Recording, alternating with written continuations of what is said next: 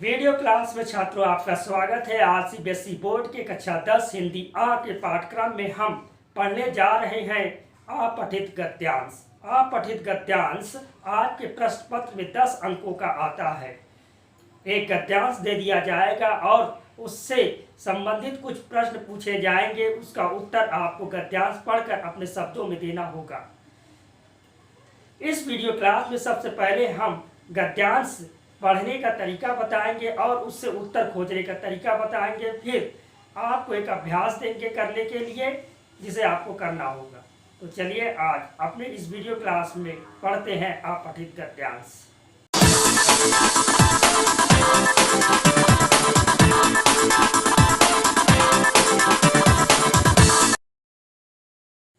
छात्रों कक्षा 9 के अपठित गद्यांश में कुल 10 अंकों का प्रश्न पूछा जाएगा, लेकिन प्रश्न इस तरह से होंगे। इसमें से 2-2 अंकों के 4 प्रश्न होंगे और 1-1 अंक के 2 प्रश्न होंगे। एक प्रश्न शीर्षक से संबंधित होगा, यानी अपठित गद्यांश को पढ़कर आपको सही शीर्षक भी बताना होगा, यानी टाइटल भी बताना होगा। तो आइए चलते हैं अपठित गद्यांश को पढ़ते हैं।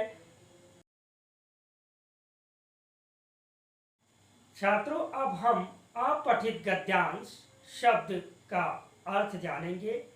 तो आपके स्क्रीन पर लिखा है अपठित गद्यांश। अपठित गद्यांश में पहला शब्द अपठित। यह शब्द आ उपसर्ग और पठित शब्द से बना है। अब आ मतलब यानी आ उपसर्ग का मतलब नहीं और पठित का मतलब होता है पढ़ा गया। दोनों शब्दों को मिलाए तो जो नहीं पढ़ा गया, तो अपठित का अर्थ नहीं पढ़ा गया।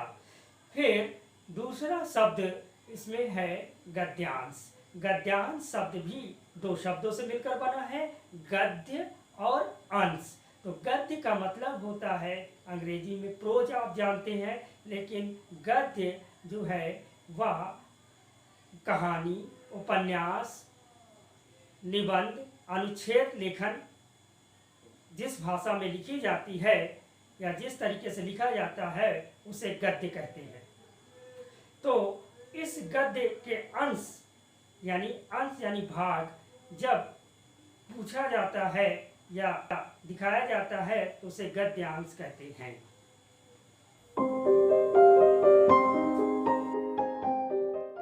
इस तरह पठित गद्यांश का मतलब वह गद्य भाग जो पहले नहीं पढ़ा गया है। छात्रों, अब एक प्रश्न उठता है कि अपठित गद्यांश क्यों पूछा जाता है।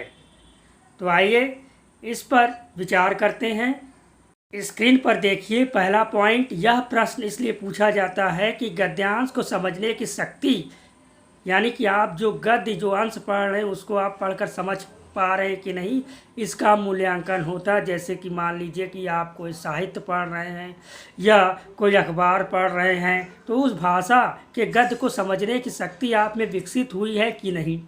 दूसरा पॉइंट देखिए स्क्रीन पर, अपठित गद्यांश पढ़कर परीक्षार्थी कितना उन विचारों को समझा, यानी जो आप अपठित गद्यांश पढ़ेंगे फिर उसको किस तरह से कैसे समझा और फिर उत्तर देते समय मूल्यांकन आपका हो जाएगा, यानी आपको देखा जाएगा कि आप अपठित गद्यांश के विचारों को किस तरह से समझ पाते हैं। फिर उस विचारों को पॉइंट नंबर 3 में, यानी कि जो बातें पूछी गई प्रश्न में, उन बातों को किस तरीके से आप लिखते हैं, कैसे प्रेजेंट करते हैं, उन विचारों को किस तरह से व्यक्त करते हैं। तो इसलिए अपठित गद्यांश पूछा जाता है। और अपठित गद्यांश इसलिए पूछा जाता है कि आपकी भाषा में जो शब्द है वो कितने समृद्धशाली हुए हैं। छात्रों, अपठित गद्यांश को पढ़कर उत्तर देते समय कुछ बातों को ध्यान में रखना जरूरी है। ये नियम है। देखिए आपके स्क्रीन पर आ रहा है कि दिए गए गद्यांश को कम से कम 2 से 3 बार पढ़ना है और उसके मुख्य विचारों को समझना है। गद्यांश के आधार पर प्रश्न के उत्तर देना चाहिए, न कि अपने विचारों के अनुसार। प्रश्नों के उत्तर अपनी भाषा में देना चाहिए, लेकिन हूबहू उस तरह से उतारना नहीं चाहिए। टाइटल हमेशा सही और छोटा होना चाहिए और मूल भाव को व्यक्त करने वाला होना चाहिए।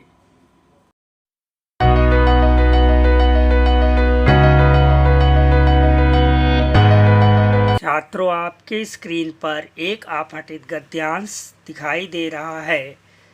यह प्रश्न है, निम्नलिखित गद्यांश को ध्यानपूर्वक पढ़िए और पूछे गए प्रश्नों के उत्तर लिखिए।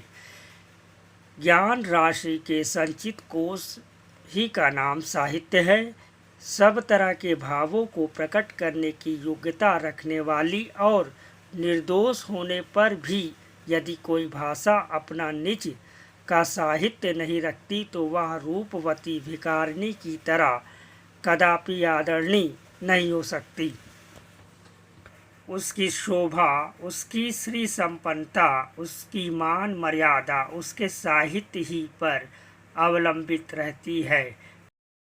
छात्रों, जो अब तक पढ़ा उसका अर्थ समझ लीजिए। पहली लाइन में लिखा है, ज्ञान राशि के संचित कोश ही का नाम साहित्य है। यानी साहित्य वह है जिसमें ज्ञान के रूप में चीज़ें संचित हों, वह साहित्य है। यहाँ राशि का अर्थ रुपया पैसा से है और कोश का अर्थ धन दौलत से है, यानी कि ज्ञान का रुपया पैसा या धन दौलत।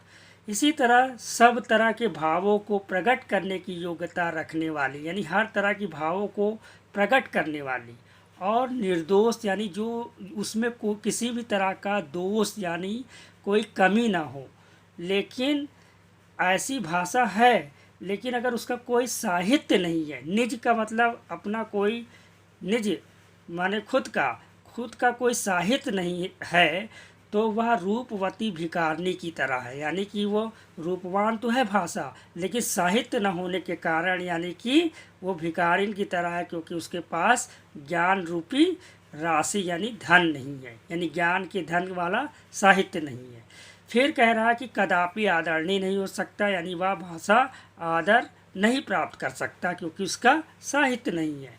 उसकी शोभा यानी उसकी प्रतिष्ठा और इसकी संपन्नता, मान मर्यादा भी साहित्य पर ही निर्भर होता है। इसीलिए साहित्य का संपन्न होना यानी ज्ञान से संपन्न होना जरूरी है उस भाषा के लिए। आगे पढ़ते हैं। आगे पढ़ें, जाति विशेष के उत्कर्षापकर्ष का, उसके ऊंच नीच भावों का, यानी कि जो जाति विशेष की जो स्थितियां हैं उसके बारे में, उसके ऊंच नीच के जो विचार हैं, फिर उसके धार्मिक विचारों यानी उस समाज के उस भाषा में क्या धार्मिक विचार हैं, और सामाजिक संगठन यानी कि उसमें सामाजिक स्थिति क्या है, उसके ऐतिहासिक घटना चक्रों यानी कि उसके इतिहास में किस तरह की घटनाएं घटी, राजनीतिक स्थितियां कैसी रही, इस सब का प्रतिबिंब अगर देखने को मिलता है तो वह सब साहित्य ग्रंथ में देखने को मिलता है।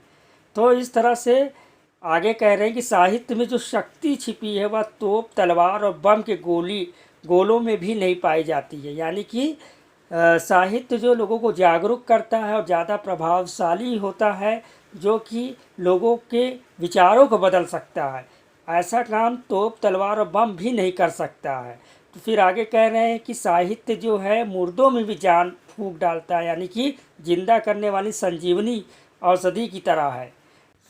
जो साहित्य पतितों को उठाने वाला, यानी कि जो गिरे हुए हैं या दबे कुचले लोग हैं या नैतिक रूप से पतन हो गया है, उनको उठाने वाला, और उत्थितों यानी कि जो उठे हुए हैं उनके मस्तक को उन्नत करने वाला है, मतलब उन्हें मान सम्मान देने वाला है। उसके उत्पादन और संवर्धन यानी कि साहित्य के उत्पादन, यानी साहित्य का उत्पादन क्या होगा, यानी कि साहित्य को कैसे लिखा जाए, साहित्य को कैसे बढ़ाया जाए। अगर ये कोई जाति नहीं करती, कोई जाति मतलब जो जाति नहीं करती ये सब साहित्य का संवर्धन यानी साहित्य की उन्नत की बात नहीं करती, वह अंधकार के गर्त में पड़ी रहती, यानी कि वो अज्ञान के अंधकार के गर्त में पड़ी रहती, यानी उसको ज्ञान नहीं मिलता और फिर एक दिन वह जाति अपना अस्तित्व खो बैठती है। फिर आगे है, अतएव समर्थ होकर भी जो मनुष्य, यानी फिर दूसरी बात कह रहा लेखक कि अगर जो मनुष्य समर्थ है यानी कि वो कर सकता है, तो इतने महत्वशील यानी जो इतने इम्पोर्टेंट है, महत्व वाला साहित्य है, उसकी सेवा यानी कि उसको रचता नहीं, उसकी वृद्धि नहीं करता, अथवा उससे अनुराग नहीं रखता, यानी उस साहित्य से प्रेम नहीं करता, वह समाजद्रोही है, वह देशद्रोही है, वह जाति द्रोही है, वह आत्मद्रोही है और आत्महंता भी है। तो यहाँ पर समाजद्रोही मतलब वो समाज का हित नहीं चाहने वाला है, देशद्रोही मतलब वो देश का हित नहीं चाहने वाला है, जाति द्रोही यानी वो अपने जाति का हित नहीं चाहने वाला है, आत्मद्रोही यानी कि खुद का हित भी नहीं चाहने वाला है, इस तरह आत्महंता यानी अपना नुकसान करने वाला है। छात्रों प्रश्न देखिए का प्रश्न, साहित्य को संजीवनी औषधि का आधार क्यों कहा गया है? उत्तर नीले रंग से लिखा हुआ है। साहित्य को संजीवनी औषधि का आधार इसलिए कहा गया है क्योंकि साहित्य मुर्दों को जिंदा करने और पतितों को उठाने की क्षमता रखता है। खा प्रश्न, साहित्य के प्रति अनुराग न रखने वालों की तुलना किससे की गई है? तो उत्तर है इसका कि साहित्य के प्रति अनुराग यानी प्रेम न रखने वालों की तुलना समाजद्रोही, देशद्रोही, जाति द्रोही और आत्मद्रोही से की गई है। ग प्रश्न है, साहित्य को समाज का आईना क्यों कहा गया है? तो इसका उत्तर है कि साहित्य समाज का आईना है क्योंकि साहित्य के माध्यम से विगत और वर्तमान स्थिति की जानकारी मिलती है। विगत यानी पिछला और वर्तमान यानी आज की जो स्थिति है वो साहित्य से ही पता चलता है। यह जो है गद्यांश में दिया हुआ था, वहीं से उत्तर लिखा गया है। प्रश्न घ, जिस भाषा का अपना साहित्य नहीं होता उसकी स्थिति कैसी होती है? तो इसका उत्तर होगा अपठित गद्यांश के अनुसार, जिस भाषा का अपना साहित्य नहीं होता उसकी स्थिति रूपवती भिखारिन की तरह होती है। वह आदरणीय नहीं होती है, उसकी शोभा, श्री संपन्नता और मान मर्यादा उसके साहित्य पर निर्भर करती है। अंगा प्रश्न, साहित्य के संवर्धन के लिए प्रयास नहीं करने पर समाज की क्या स्थिति होती है? यानी उसको बढ़ाने के लिए अगर प्रयास नहीं करता कोई तो क्या स्थिति होती है? तो इसका उत्तर है साहित्य के उत्पादन और संवर्धन का प्रयास नहीं करता है। वह समाज अज्ञान के अंधेरे में पड़कर स्वयं के अस्तित्व को खत्म कर देता है। प्रश्न 4, उपर्युक्त गद्यांश के लिए उपयुक्त शीर्षक लिखिए, यानी कि सही शीर्षक लिखना है। तो इसका एक शीर्षक हो सकता है साहित्य का महत्व, और भी उचित शीर्षक भी हो सकते हैं, यानी कि टाइटल हो सकता है। छात्रों ये आपको समझ में आया होगा। अगर नहीं समझ में आया है तो पीछे रिवर्स करके इसे ठीक ढंग से समझ सकते हैं। अब मैं एक अभ्यास दे रहा हूँ जिसे आपको करना है, करके इसे मुझे दिखाना है या कमेंट बॉक्स में लिखकर बताना है।